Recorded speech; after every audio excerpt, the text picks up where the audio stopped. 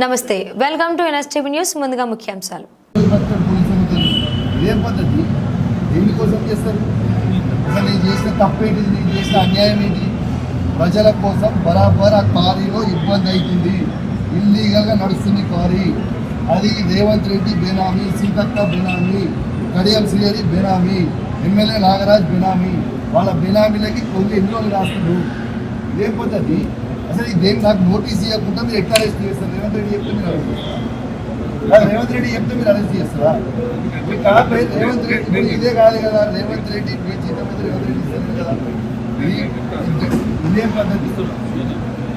ఇది పద్ధతి కాదు కదా. ఇదేం పద్ధతి? ఇది పద్ధతి కాదు కదా. ఇది పూర్తిగా అన్యాయం.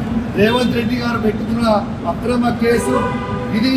కమలాపూర్ మండలంలో గుండేడ్ గ్రామంలో ఇల్లీగల్ మైన్ నడుస్తూ ఉంది.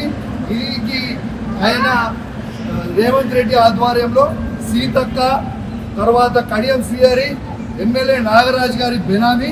ఖచ్చితంగా నిలదీస్తాం, ఖచ్చితంగా అడుగుతూనే ఉంటాం, ఊపుకునే ప్రసక్తే లేదు. మీరు చేస్తున్న అన్యాయం.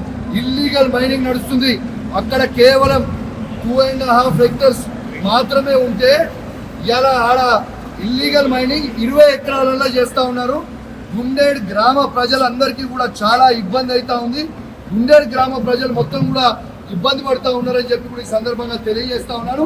ఆ ప్రజలు ఇలా హెల్మెట్లు పెట్టుకొని మరి చేసే పరిస్థితిగా ఉంది. ఇలా ప్రజలందరూ కూడా గమనించాలి. ఇలా రేవంత్ రెడ్డి గారు చేస్తున్న అక్రమ అరెస్టులు, అక్రమ కేసులకి నువ్వు రేవంత్ రెడ్డి గుర్తుపెట్టుకో.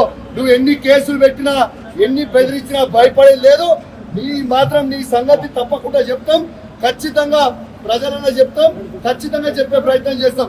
జై తెలంగాణ, జై కేసీఆర్.